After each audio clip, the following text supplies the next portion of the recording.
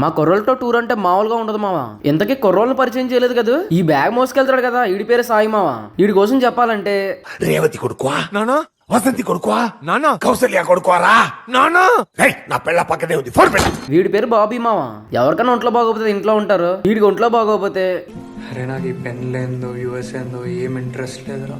నాకు మన నలుగురం గోవా వెళ్ళాలని ఉందిరా వివేక్. వీడి పేరు అజయ్. వీడి కోసం చెప్పాలంటే వీడి పెద్ద సీతయ్య మావా.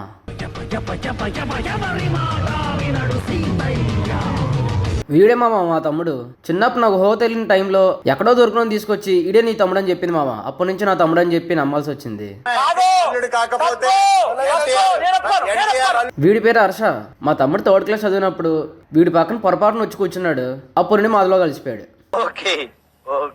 టైము సందర్భం లేకుండా మా గ్యాంగ్ కి ఎప్పుడు ఎక్కడికి వెళ్ళాలనిపించినా సరే నిక్కర్లు వేసుకుని వెళ్ళిపోతాం మామ. నైట్కి నైటే అరకు వెళ్దామని అన్నారు, అప్పటికప్పుడే బయలుదేరిపోయాం. ఇంకా సడన్ ట్రిప్ కాబట్టి రూములు దొరకలేదు, ఒక పక్క వర్షం. ఏ హోటల్కి వెళ్ళినా సరే ఖాళీ లేదని చెప్పేవారు. ఇంకా అరకు మొత్తం ఒక రౌండ్ అయ్యగానే ఒక దగ్గర ఒక రూమ్ దొరికింది. రూమ్ అయితే బాగానే ఉంది, డబ్బులే కొంచెం ఎక్కువయ్యాయి. ఇంకా మా వాళ్ళతో అలర్ అయితే మామూలుగా ఉండదు మామ. డైలీ వ్లాగ్స్ పెడతాను, సబ్స్క్రైబ్ చేసుకో మామ.